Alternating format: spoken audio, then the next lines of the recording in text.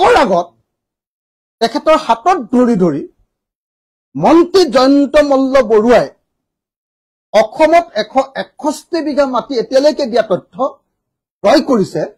161 বিঘা মাটি ক্ৰয় কৰিছে তাৰে 85 বিঘা মাটি বেদখল কৰিছে আৰু এখন 3 তাৰকাযুক্ত হোটেল নিৰ্মাণ কৰি আছে দিছপুৰত মুখ্যমন্ত্ৰীৰ কোৱাৰ্টাৰটোৰ পৰা কিমান 20 মিটাৰ 30 মিটাৰ এই ৱালখন পাৰ হৈ দিলে মুখ্যমন্ত্ৰীৰ কোৱাৰ্টাৰটোৰ পৰা 20 মিটাৰৰ দূৰত্বত মুখ্যমন্ত্ৰীৰ যেটো কোৱাৰ্টাৰ আছে ন এতিয়া যত কোৱাৰ্টাৰ আছে সেই কোৱাৰ্টাৰটোৰ পৰা 20 মিটাৰ হ'ব ৱালখন পাৰ হৈ দিলে 20 মিটাৰ দূৰত মন্ত্ৰী জয়ন্ত মল্ল বৰুৱাই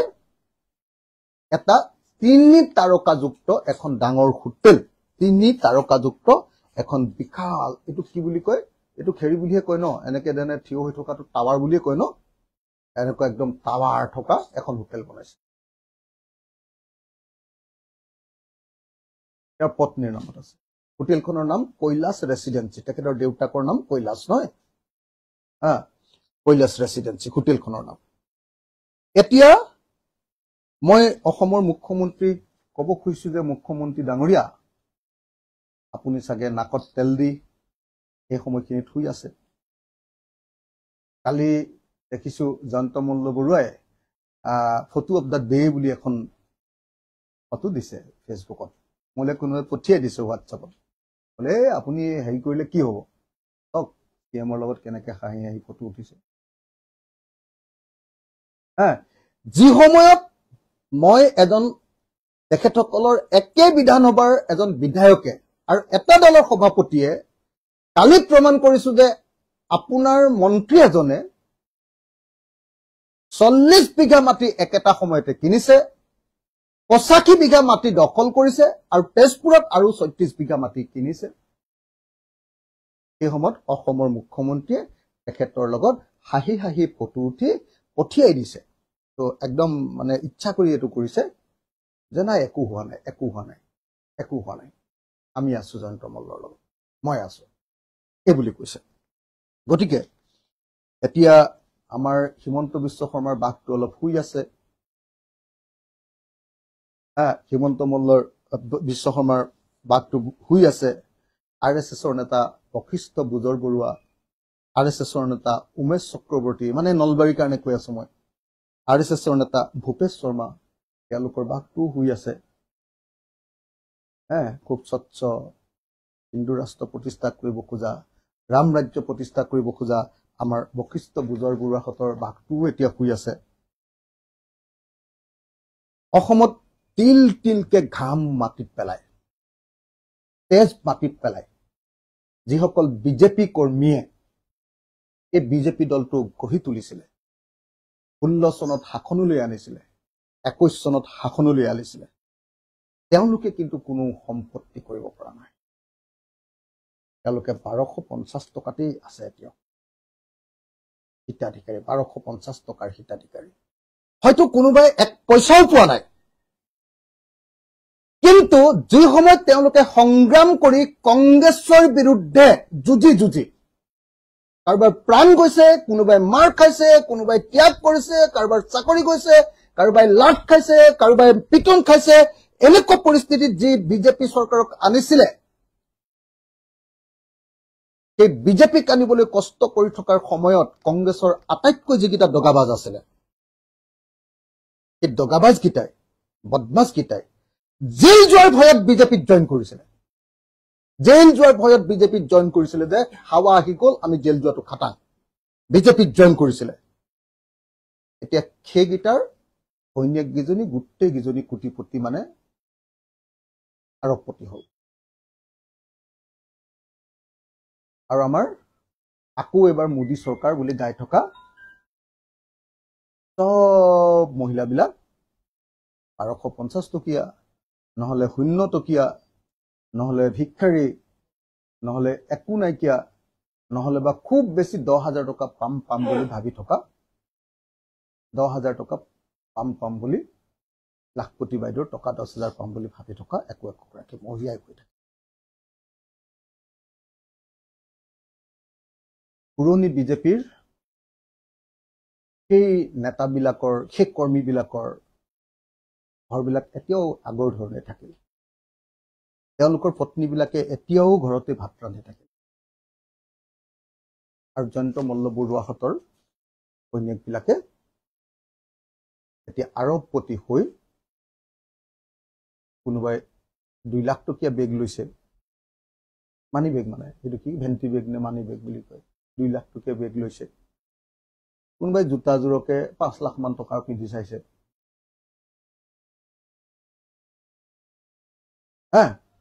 তো এই পৰিস্থিতি গতিকে এই পৰিস্থিতিত মই প্ৰত্যেকজন বিজেপিৰ নিষ্ঠাবান সদস্যক ক'ব খুজিছো যে আপোনালোক গ'ল আপোনালোকৰ কষ্ট সব এনে গ'ল ইহঁতি দগাবাজগীতে অসমৰ সন্মানীয় মন্ত্ৰী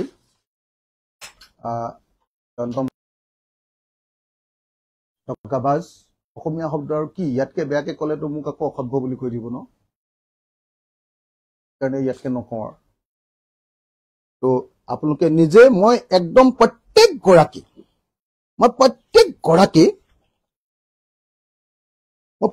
গৰাকী বিজেপিৰ কৰ্মী এই দুখন ফটো চাব লাগিব এই দুখন ফটো চাওক প্ৰত্যেক গৰাকী বিজেপি কৰ্মীয়ে এই দুখন ফটো চাওক আপোনালোকৰ ঘৰকেইটা এবাৰ মনত পেলাওক এইটো কিন্তু জয়ন্ত মল্ল বৰুৱাৰ থকা ঘৰ নহয় দেই থকা ঘৰটো মজা এইটো হোটেল বনাইছে 3 তাৰকাযুক্ত 3 ষ্টাৰ 3 তাৰকাযুক্ত হোটেল বনাইছে 161 বিঘা মাটি এতিয়ালৈকে মই হিচাপ দিছো তাৰপিছত আৰু দিম 161 বিঘা মাটি কিনি লৈছে আৰু আপোনালোকে কি কৰিছে আপোনালোকে 1250 টকাৰ কাৰণে হামৰাও কাহা বুলি কয় হামৰাও কাহিছে দিবনে নিদিয়ে বিজেপিৰ দালাল গিটাই আপোনালোকক দিবনে নিদিয়ে এনেকুৱা কৰি আছে গতিকে মই আপোনালোকক আৰু মই আকৌ এবাৰ দেখুৱাই দিওঁ যে পট্টাখনো দেখুৱাই দিওঁ কোনোবাই ক'ব পাৰে যে না ই এনে মুখে এনে মিছা কথা কৈ থাকে এইবুলি ক'ব পাৰে পট্টাখনো আকৌ এবাৰ দেখুৱাই দিছো জয়ন্ত মল্ল বৰুৱাৰ হোটেলৰ পাঠিৰ পট্টাখন হোটেলখন দেখুৱাই দিলো আৰু মই আজি আপোনালোকক অনুৰোধ কৰিম বেয়া নাপায় যদি আপোনালোকক সকলো অনুৰোধ কৰিম প্লিজ আপোনালোকে সকলোৱে গৈ আজি দিছপুৰৰ সেই KFC থকা এই হোটেলখন তাত গৈ এটা লাইভ কৰে যেন অসমৰ সকলো মানুহে যাতে দেখে ভিতৰটো আপোনালোকে ভিতৰটো চাই আহিব পাৰিব একদম কি লেভেলৰ হোটেল বনাই আছে আপোনালোকে চাই আহিব পাৰিব আৰু KFC একাপ কফিও খাই আহিব পাৰিব অৱশ্যে সাংবাদিকসকলৰ যিটো দৰমহা সেইটোৱে পাৰেগে নে নোৱাৰে মই নাজানো কিন্তু মন্ত্ৰীয়ে তেনেকুৱা ধৰণৰ ডাঙৰ হোটেল বনাইছে তাত যিখন হোটেলত আমি থাকিবগে নোৱাৰিম আৰু তেওঁলোকে শৰাইঘাটৰ দ্বিতীয় ৰণৰ কথা কয় ৰামৰাজ্য প্ৰতিষ্ঠা কৰাৰ কথা কয় হিন্দু ৰাজ্য প্ৰতিষ্ঠা কৰাৰ কথা কয় দুৰ্নীতি দেখিলে বাঘৰ দৰে জপিয়াই পৰাৰ কথা কয় দুৰ্নীতিমুক্ত অসম গঠনৰ কথা কয় মানে এওঁলোকৰ কথা শুনিলেতো এনেকুৱা লাগে যে অসমখন মানে একদম স্বৰ্গ ৰাজ্য হৈ গ'ল ইতিমধ্যে মইতো হিমন্ত বিশ্ব শৰ্মাৰ কথা শুনিলে এনেকুৱা লাগে যে অসমখন ইতিমধ্যে আমেৰিকা হৈ গ'ল মানুহৰ কোনো দুখ দাৰিদ্ৰ কষ্ট সষ্ট একো নাই আৰু ধন্যবাদ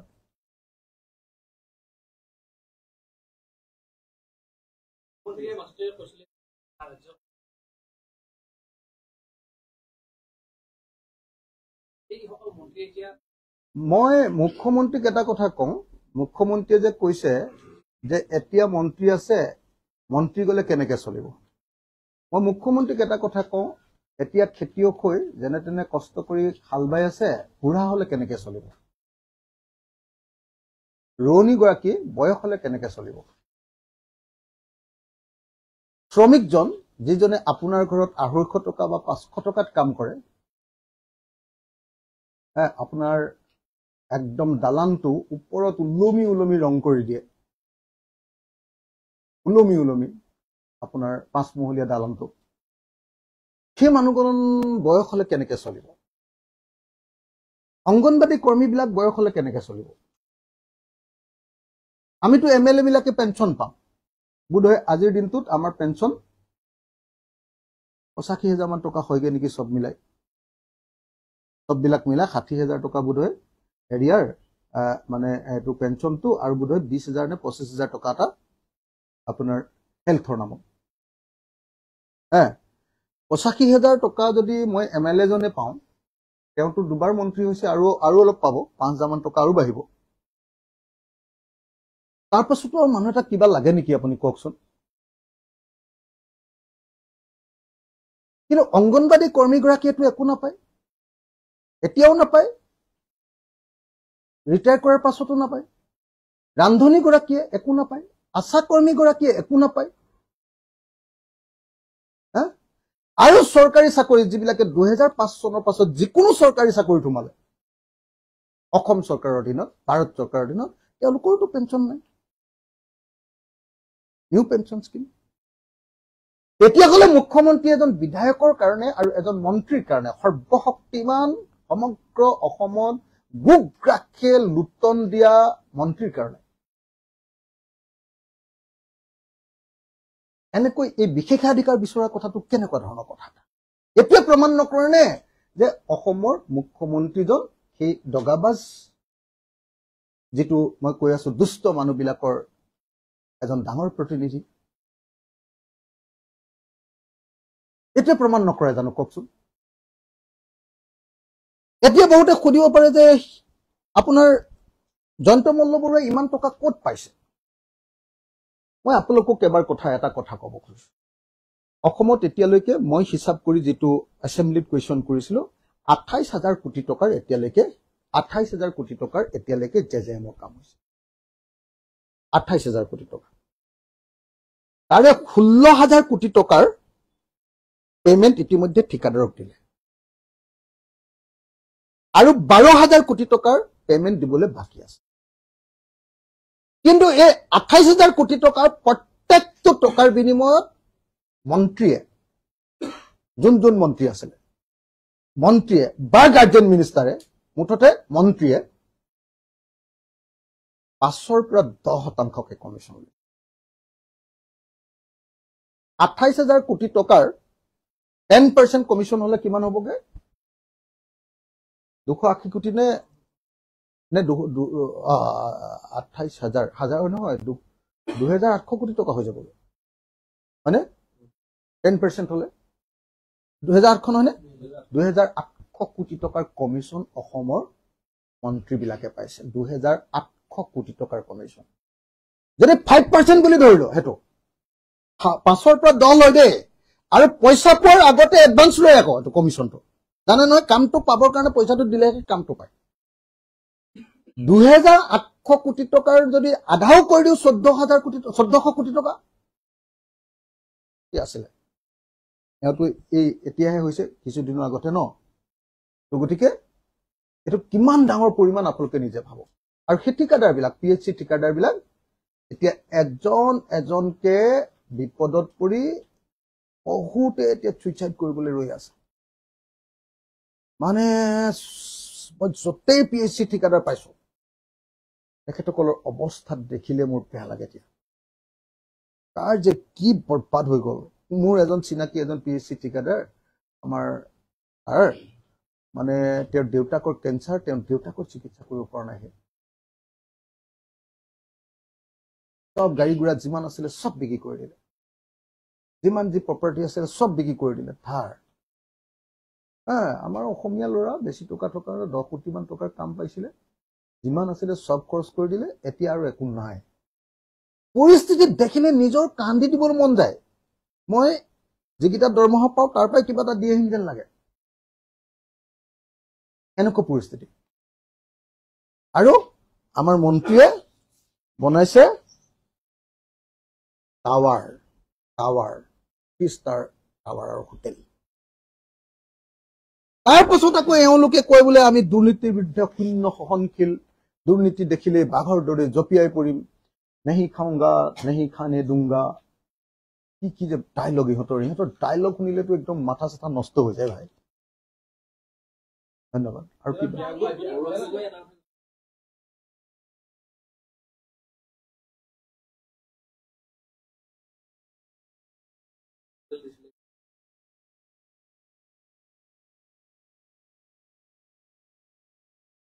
মানে কবলৈ মই মিত্ৰতাৰ ক্ষেত্ৰত আজি বেলেগ কথা ক'ব খোজা নাছিলো কিন্তু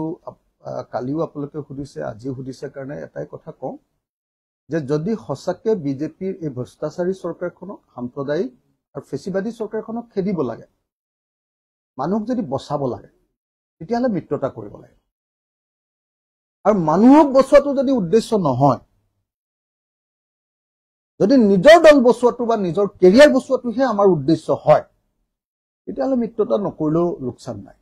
মই হয়তো কষ্ট কৰি আমি ৰাইজৰ দলে 10খন 15খন আসন লৈ ল'ম মিনিমাম কিন্তু মিত্ৰতা কৰিলে চৰকাৰ হ'ব আৰু মিত্ৰতা নকৰিলে আকৌ বিজেপি চৰকাৰ আহিব আকৌ মানুহৰ বস্তুৰ দাম বাঢ়িব আকৌ মানুহে ব্যৱসায় কৰিব নোৱাৰা পৰিস্থিতি হ'ব আৰু আপোনালোক সাংবাদিক আৰু আমি সাধাৰণ মানুহ বা মই যদি এমএলএ হিচাপে চাওঁ আমি লেজিসলেটৰ বিলাকেও আনকি কথা ক'বলৈ সুযোগ নাপাম আমাৰ ডিঙিটো টেপা মাৰি ধৰিব গণতন্ত্ৰ নাইকিয়া হ'ব ৰাতি এনকাউণ্টাৰ কৰিব কোনো গণতান্ত্ৰিক ব্যৱস্থা নাথাকিব মানুহৰ ঘৰ সংখ্যালঘু মানুহৰ ক'ৰবাত ঘৰ দেখিলে ভাঙিব আৰু সংখ্যালঘু মুছলমান মানুহৰ ঘৰ ভাঙি এই হিমন্ত বিশ্ব শৰ্মা চৰকাৰে হিন্দুৰ ভোট ল'বলৈ চেষ্টা কৰিব আৰু বাকী সময়খিনি জয়ন্ত মল্লৰ নিচিনাকে লুটন দি থাকিব যদি আপোনালোকে বিচাৰে বিৰোধী পক্ষবিলাকে যে নহয় হিমন্ত বিশ্ব শৰ্মাই লুটন দি থাকক আৰু তেতিয়াহ'লে এলায়েন্স নালাগে আৰু যদি বিচাৰে যে নাই জনতাক আমি বচাব লাগিব তেতিয়াহ'লে আমাক এলায়েন্স লাগিব মই ভাবো যে 2026ৰ কাৰণে আমি এলায়েন্স কৰিব লাগিব 31ৰ কথা ভাবি থাকিলে নহয়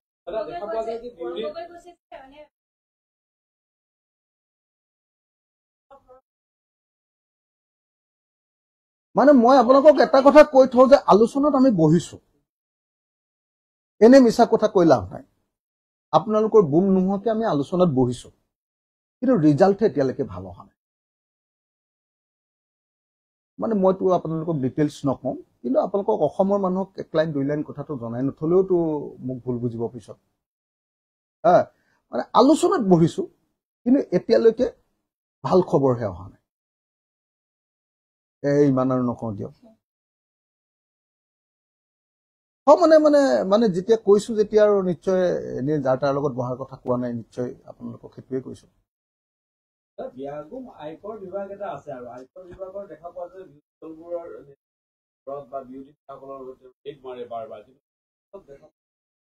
আপোনাক মই আয়কৰ বিভাগৰ কথা বাদে দিলো আমাৰ চিফ মিনিষ্টাৰ ভিজিলেন্সটো আছে নহয় চিফ মিনিষ্টাৰ ভিজিলেন্সটো মন গলে যেতিয়া মোৰ লগত কি কয় আপোনাৰ কমলাক্ষ দে পুৰকাষ্ট মোৰ লগত একেলগতে বিধানসভাত মাত মাতিছিলে লগে লগে গৈ বিধান একদম মুখ্যমন্ত্ৰীৰ ভিজিলেন্সে গৈ বাঘৰ দৰে জঁপিয়াই পৰা নাই জানো আৰু একেদিনৰ ভিতৰতে কমলাক্ষ দেৱ পুৰকাষ্ট বিজেপিত জাপ মাৰি দিয়া নাই জানো মোৰ লগত মাত মতাৰ কাৰণে ভৰত নৰহ ডাঙৰীয়াৰ ওপৰত হেৰি লগাই দিয়া নাই জানো মানে তেওঁলোকৰ পৰিয়ালৰ ওপৰত ভিজিলেন্স লগাই দিয়া নাই জানো ভৰতদাই জানো গৈ লণ্ডনত লুকাই থাকিবলগীয়া হোৱা নাছিলে জানো মানে চিকিৎসা কৰিবলৈ গৈছিলে তথাপি আঁতৰি দিবলগীয়া পৰিস্থিতি হৈছিলে ন মাত পাতিব নোৱাৰা হৈ গ'ল না ভৰতদাক একদম ঠাণ্ডা কৰি দিলে নাই কংগ্ৰেছৰ ভিতৰত আটাইতকৈ মানে এই প্ৰশ্নবিলাক ধৰা মানুহজন ভৰত নৰহ আছিলে এইটোতো লুকুৱাই লাভ নাই সঁচাকৈ ভৰত নৰহ জনা মানুহ মই ভাল পাওঁ আৰু তেখেতে মাত পাতিছিল আৰু মই যদি কিবা এটা দুৰ্নীতি ধৰো তেতিয়াহ'লে মোক সহযোগিতা কৰা আৰু বুজাই দিব পৰা বা বুজি পোৱা চাগে একমাত্ৰ কংগ্ৰেছৰ বিধায়কজন আছিলে ভৰত নৰহ যিজনে মাতিছিলে জেনুইন কথাত মাতিছিলে তেওঁৰ ওপৰত ভিজিলেন্স জাপ মাৰি দিলে ন তাৰপিছত তো ভৰতদা ঠাণ্ডা হৈ গ'ল উপায় নাই জেলত যাবনে মানুহটো মনে মনে বহি দিলে উপায় নাই কম্প্ৰমাইজ কৰা নাই দেই এতিয়াও বহি দিলে অন্তত বিজেপিত গৈ সোমাই দিয়া নাই কিন্তু বহি দিলে ঠাণ্ডা হৈ দিলে আৰু এই বুঢ়া বয়সত কোন জেল যাব মানুহ এনেকে বুলি ভাবি বুজিছে নাই এতিয়া সেইকাৰণে মই আয়কৰ বিভাগৰ কথা বাদ দিলো ইডি ৰেডৰ কথা বাদ দিলো জয়ন্ত মল্ল বৰুৱাৰ ঘৰ চিবিআই কথাও বাদ দিলো আমাৰ চিএমৰ যে সেই কি বুলি কয়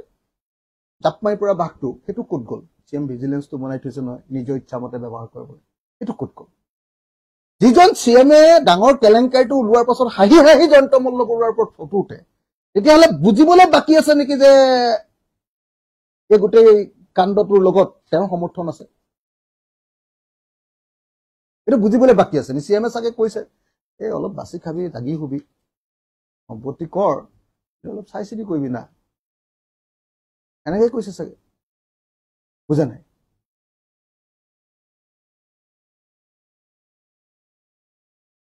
হয়,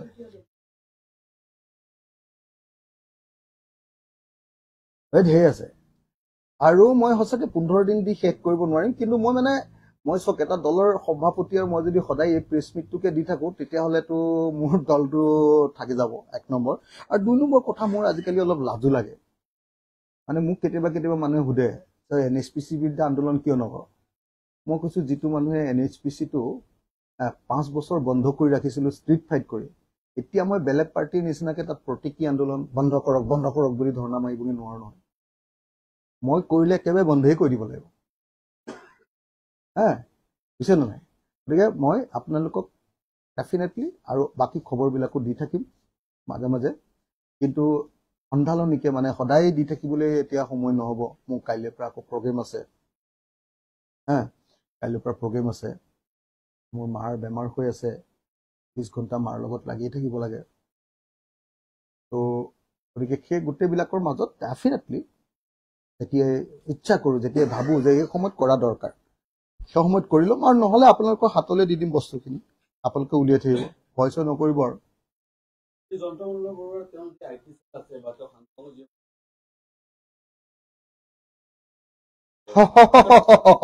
অসমীয়া দগাবাজ লাগে নেকি আমাৰ?